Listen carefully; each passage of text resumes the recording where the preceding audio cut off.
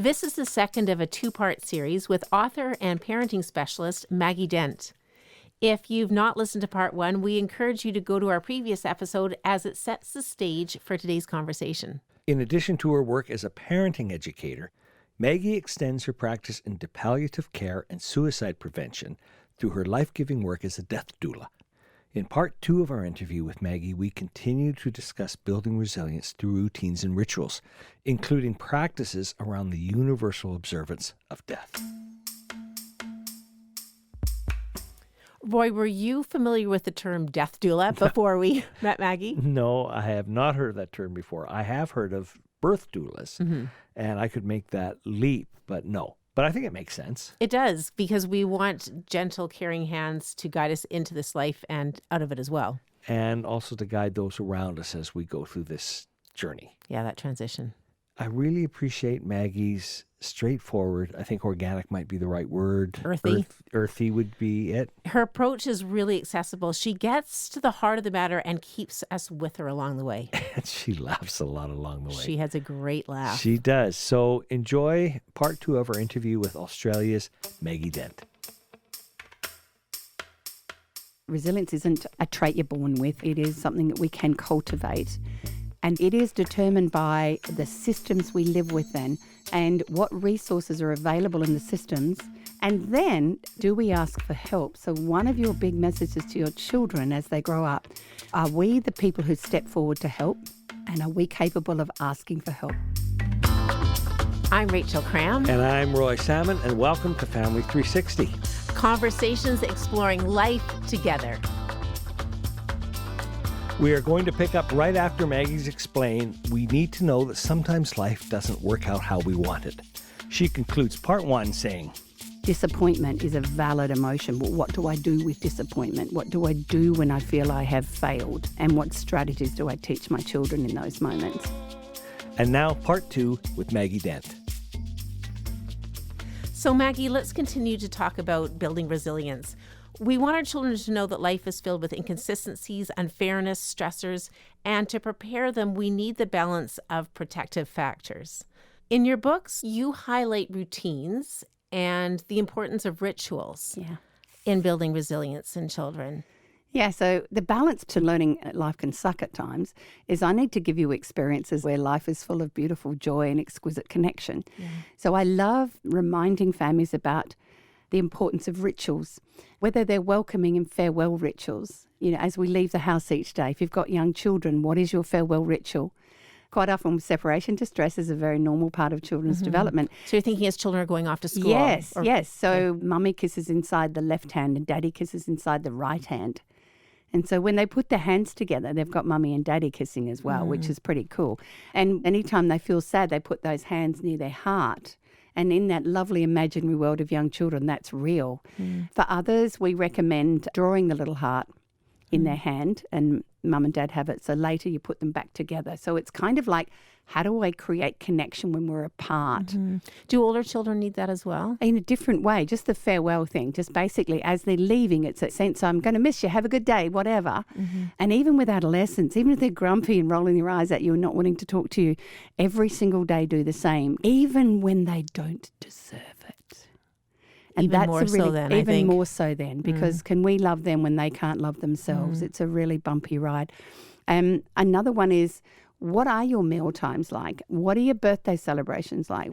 What are we doing each day of the week that reminds our children? So I encourage things like Pancake Thursday or Fry Up Sunday breakfast, where we linger in our pajamas if we can. Whatever day you can work it, do a ritual that is sometimes centered around food, because we do know as humans we're biologically wired to gather around meals.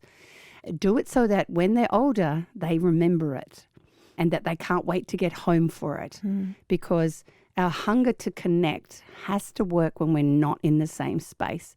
So those work beautifully. And the other one I absolutely love is the bedtime ritual. If you haven't got a bedtime one that basically you do most days of the week, they need to know how big your love is for them, because love is a difficult concept. And in my work, I know around with boys are incredibly sensitive to when mummy or daddy yell at them. They actually think you aren't loving them then. So if they've That's had really important to be aware of, I think, as a parent. Totally. Yeah. But that is how they're interpreting That's that. how they often interpret it. Girls, no, they know you're just losing it. They'll be fine. They've got it sorted. They're a bit more emotionally savvy. Boys will think, oh my God, they've stopped loving me. So if they don't get a bedtime ritual somewhere in that week, you're running a boy under intense stress. Of disconnection. Absolutely. So he's in panic mode because until I get that heart thing going again, I'm just, whoa, I'm no one's out here looking after me. And often that comes out in really awful behaviour. So boys often channel that sense of feeling unloved and being judged as naughty or bad in their behaviour because they haven't got the words. They can't articulate it. So basically so much of boys' inappropriate behaviour is a sense of feeling disconnected from the key caregivers in my life. So that's why we talk about what are the non-verbal ways that you can connect to your boys with the gentle punch on the arm and the tussle on the head. That is huge. A girl may love to hear the words, yeah? Yeah. But a boy often, what's your gesture? Are you looking at me in the eye? Are you smiling at me? Are you winking at me? Because those things make me feel you're still with me. And of course, these are the little rituals, handshakes that can be rituals, secret ones.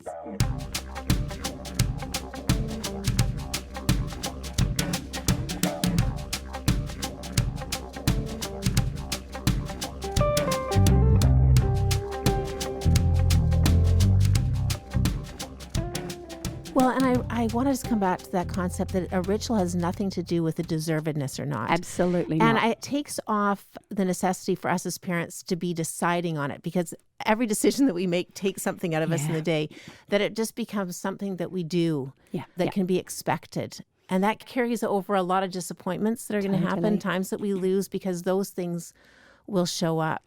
One of my really, this is a work for lots of teens, because sometimes coming home into the home space, their stressors, guess where the protective factors are? Home, the safe base.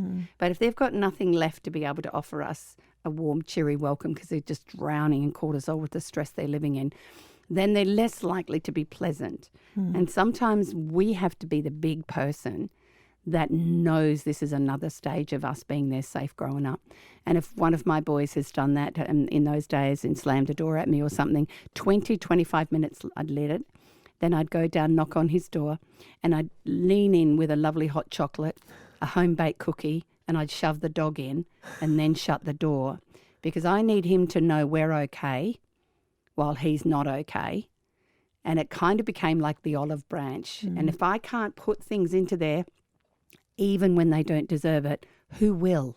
And it doesn't have to be a big conversation. No. In fact, it's better that it's not. No, well, particularly boys, I don't want to talk. But even in the heat of the moment, we've got to realise, what can I do right now that can add to the coping capacity of my son or daughter right now, because they are struggling, because they still haven't the prefrontal cortex that can make sense of this, which is your finished brain. And I mean, we've got a finished brain and we can still struggle in traffic. So can you imagine with the underdeveloped brain that is in massive growth mode, why sometimes the loving gestures of those they love the most can be actually fundamentally life-saving. The finished brain. When does that kick in for us? Well, this is kind of not all good news, is it really? We used to think 18, wow, see you later, 18. Out the door. We used to think, yay, you're not a teenager, it's great. No. So what we now know is girls, again, because they go into puberty before boys, tend to come out with a complete brain a little earlier, around 22 to 24. Boys now, they're thinking around 26, 27. So sometimes our expectations of a 6'4" boy, right, who might be doing really well in his sport in school. Adult body. Yeah, and a body. He isn't going to make a mistake driving that car. Oh, that's the whole point. Impulsivity and inability to plan for the future, being mindful of how my actions impact others, empathy, motivation, delaying gratification.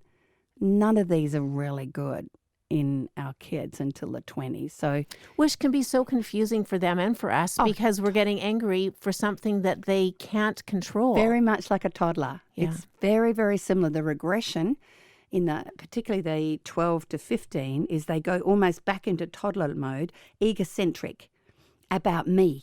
And then the changes mean I want to learn, I want to grow, I want to be brave, I want to be fearless, and I don't care much. And then on top of that, just the mood swings. So while the brain is trying to grow really fast, it's not doing it evenly. So as parents, we need a bit of a plan so we don't lose our bearings or our sanity. So Maggie, you have said what we start early, we can build on later, which gives us a continual opportunity for growth and discovery with our children. And I know that you've got a fun story around AC/DC with that. Do you want to share that? And it's such a simple one too. I know. Yeah. So what we know is that what you do over and over again with a parent builds that anticipation and sense of ritual and connectedness. So I often talk about what do you do, singing in the car. That's why endless nursery rhymes can anchor that for your children. And I was saying about singing songs, and a dad came up to me after a seminar and said, "Oh, Maggie, I just want to tell you a story. When my daughter was born, I used to take her quite often in my car. I didn't do nursery rhymes, Maggie. I did AC/DC." And he said, so she was raised from very early in her life in the car seat next to Daddy with AC/DC. She knew every word, every song by the time she was in her primary school. And then he got kind of a bit emotional, and his Adam's apple was going up and down. And he said, "I just wanted to tell you that last weekend my daughter and I flew to Sydney for an AC/DC concert together. She's 19. And the tears just poured out of my eyes and his eyes. And I said, that is for life. So that girl, every time she plays AC/DC, her daddy is right next to her, just like before. And sometimes they can be simple rituals like taking our kids out and watching the full moon. I have dragged my sons out to so many full moons. I said, make a wish on the full moon, and they always thought I was a bit wobbly. But there was one year in Australia where the half crescent moon had 2 stars above it and it looked like a face. It was a really spectacular moment. I got 4 pictures sent from each of my 4 sons to say, hey, Mum, did you see this? That triggers a memory of the times we went outside, and they're the little things I want people to know really matter. I call them bridges of love to our children's heart. They must have lots of bridges, patterns of predictability. The simplest of things can make such a difference later, especially when we think we've lost them in adolescence.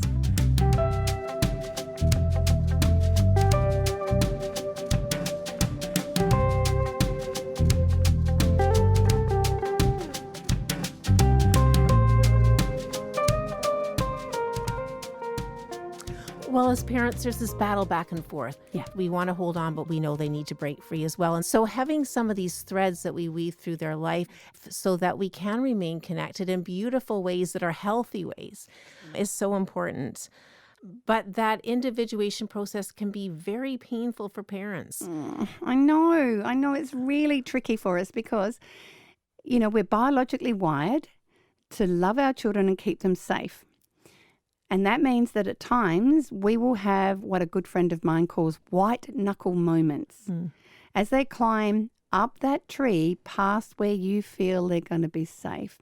And every fibre of our being wants to get them down and keep them safe, while every fibre in their being wants to go to as high as they can go today.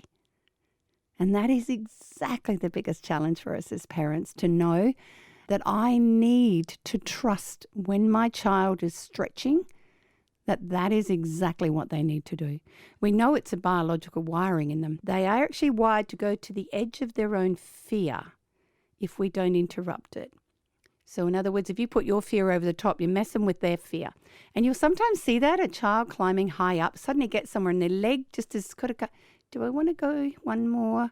No, that's it. Whereas if a parent rips in and takes you down... And that's a metaphor for all of life, isn't it? Absolutely. Yeah. And see, once again, there is a risk. Yeah. They will make an error of judgment and they may tumble. And then how do I manage that? Do I make that, I feel bad about me? Or do I say, wow, you look like you tumbled a bit, and do you need a grown-up's help? Are you okay? I can tell you, if you are reassuring in that moment, they'll want to go back up and do it again. But if you scoop them up and say, I've got you, oh my gosh, we'll never do that again, you've just disabled them again. So I am going to say that I believe that the demise of resilience in a lot of children in the Western world is linked to the removal of long monkey bars. Okay. Define long monkey bars. I love this analogy. Okay, I'll explain it. There's a difference between short monkey bars, which are now in our safe playgrounds, about 1.2 metres. The long one is 3.5 metres. A long monkey bar would take weeks to be able to get the strength to do it. Because it's a long, Because it's much longer. Man, that's long. Even the biggest buffhead can't do that too quick. You had to fail a lot. And the inner locus of control that made you get up and do it again wasn't a sticker from your mum. Mm-hmm. So what motivates me to want to conquer it? And there's often three motivators that come from within the child's psyche, not mum and dad's. The first one is their sibling can do it. We don't want any sibling doing anything. We say, Mum, I'm going to beat my sibling. The second one is a kid we don't like. Gosh, that's such a motivator. And the third one is the child younger than you that has nailed it. Yeah. Can you feel already? You just want to get up there. So persistence and grit gets you a goal that you have determined is a good goal, not your parents. And the conquering of it gives us what we call this exquisite moment of success.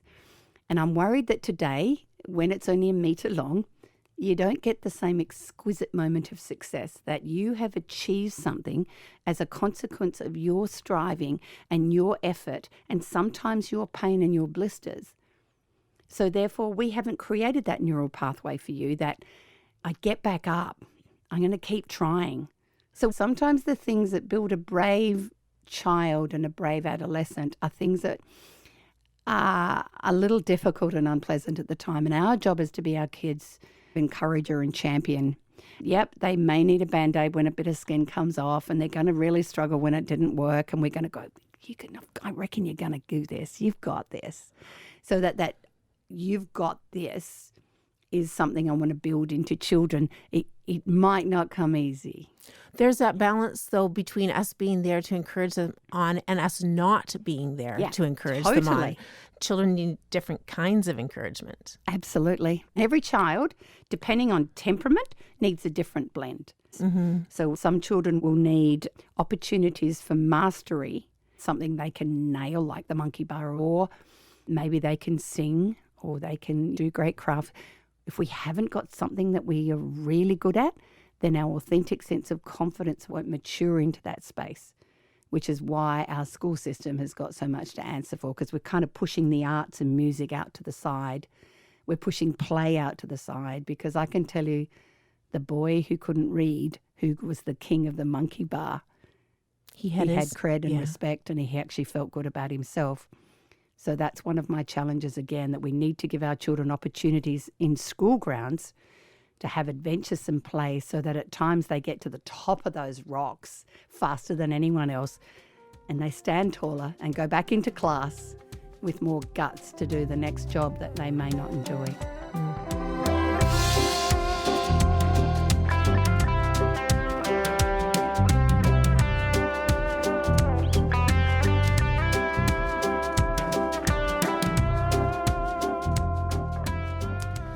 Now, Maggie, you talked about rituals as a protective factor to stress, and then you moved into talking about individuation. The process of individuation is historically cloaked in ritual. There's rituals that we create as a family, but there's also rituals that are created as a society. Yes.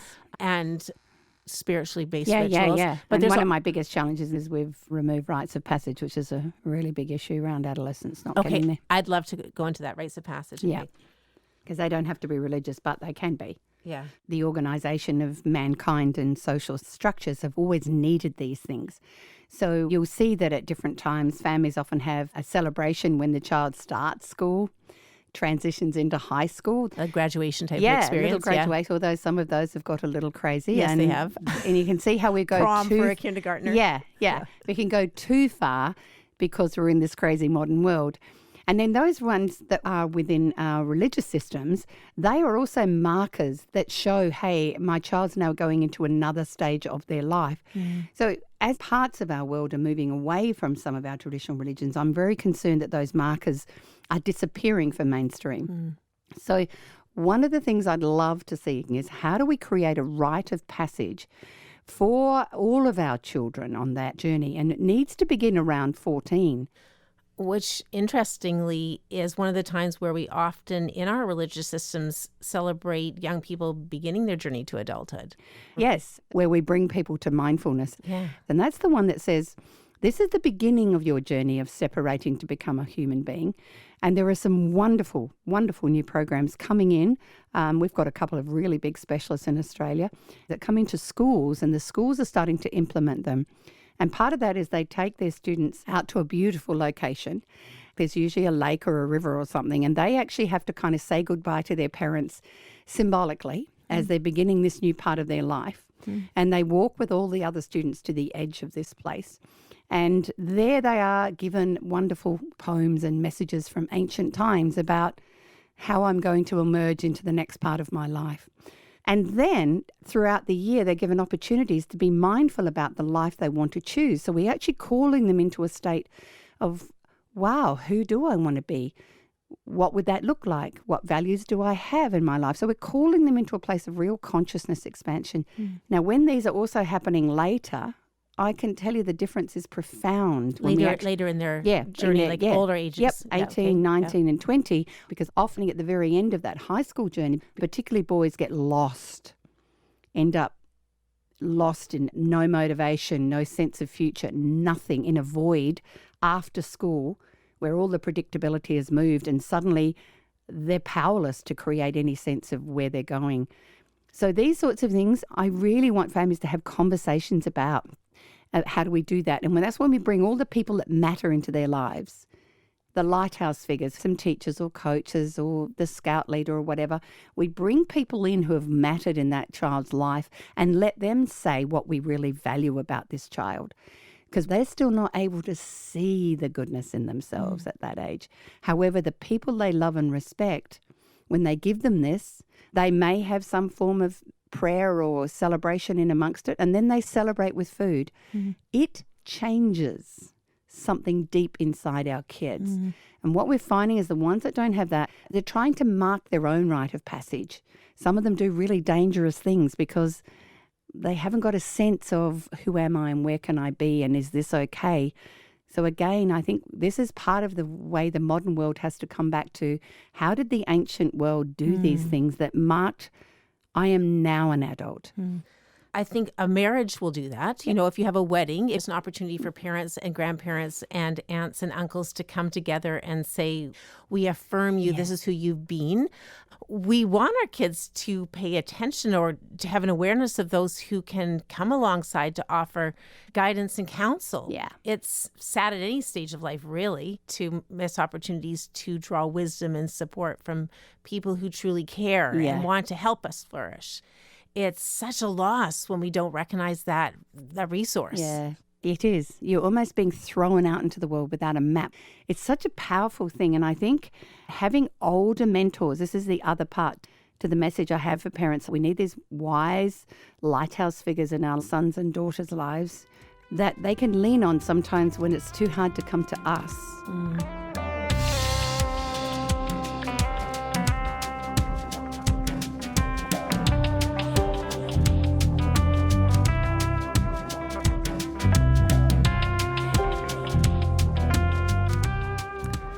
I'm loving this conversation on rituals, and I think it's something we have really stepped away from because I think we've put it under the banner of religion, which we want to be so cautious around. Yeah.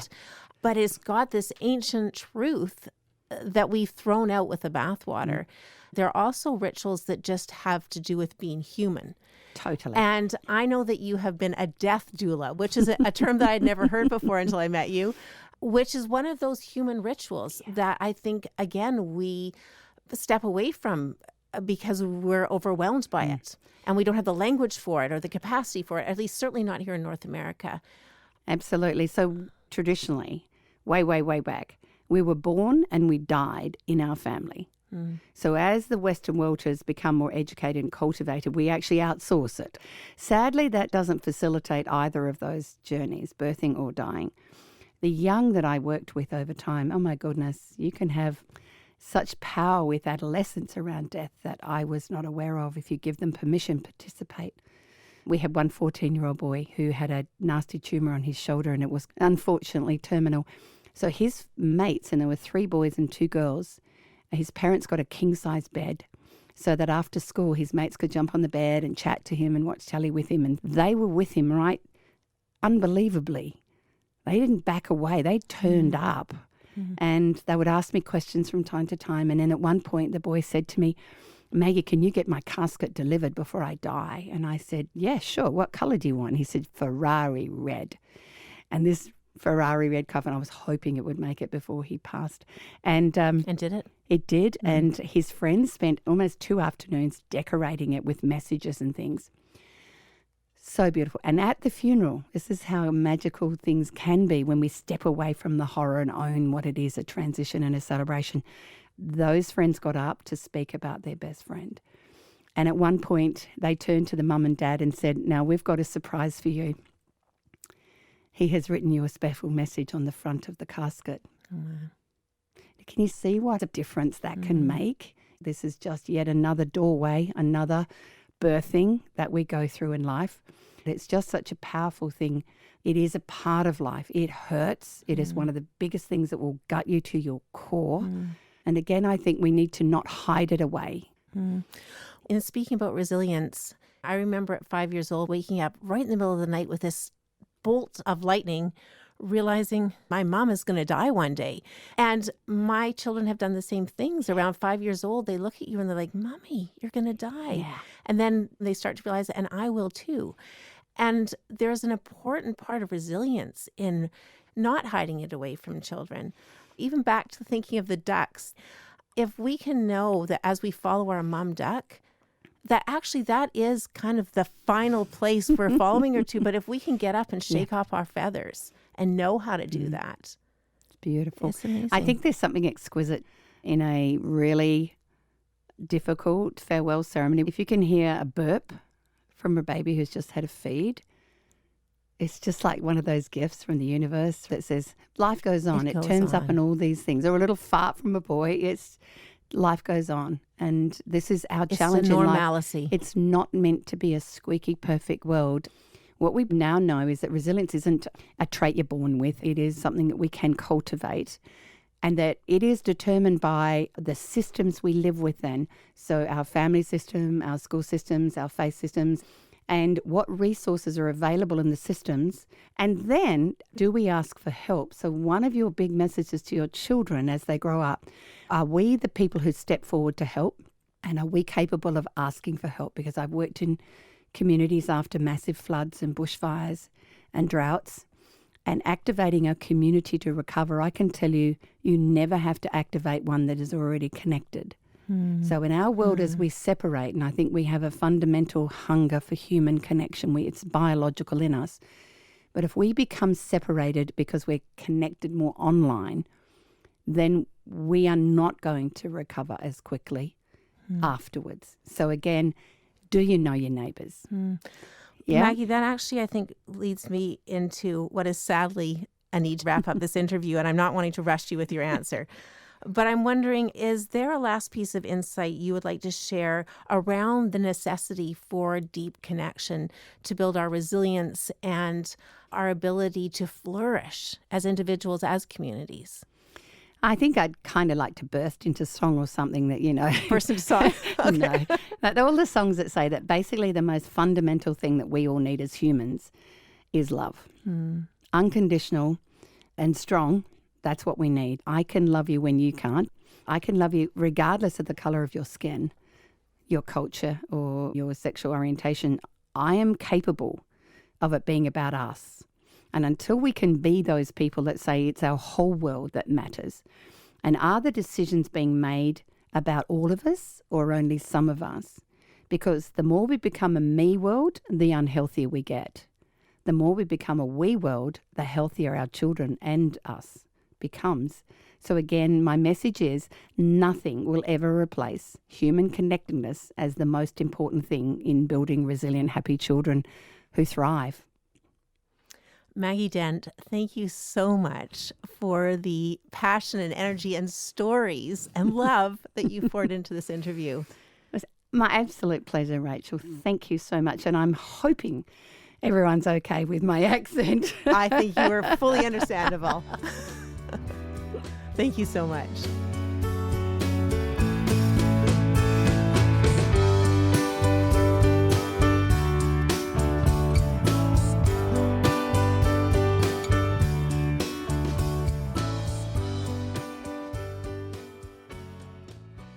Rachel, as I was listening to Maggie talk about resilience, a quote from a fellow called Howard Thurman came to me. Have you ever heard of him? I have. He was a contemporary mentor to Dr. Martin Luther King. Yeah.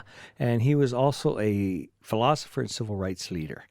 And he wrote about freedom arising through learning to deal with experiences of life rather than being overcome by them. Which is what resilience is all about, our propensity to not be overcome. Which is why I thought of this quote. Fate is the raw materials of experience. Destiny is what we do with these raw materials. What we do with our experience shapes our resilience. And Maggie writes about this as a practical wisdom. So, Maggie, thank you for your explanations and encouragement for working with the raw materials of life. Yeah. And for your timeless and wise common sense. If you like what you're hearing, please subscribe. Rate the show, leave a comment, and tell a friend. Each Family 360 episode ends with music inspired by the words of our guest. You heard bits and pieces of this music during this interview. Here's the song Pajama Day. And you can find it in our resource section for every episode or wherever you stream music.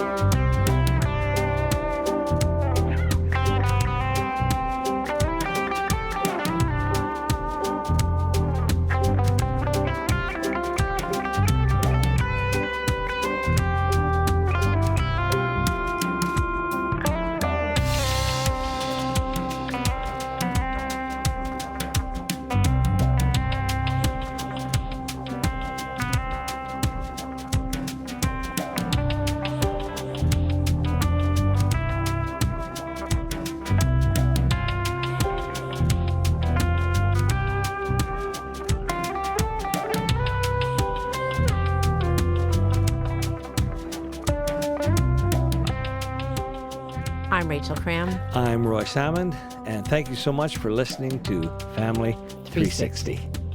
To continue these conversations, find us at Family 360 on our website, Instagram, Facebook, and Twitter.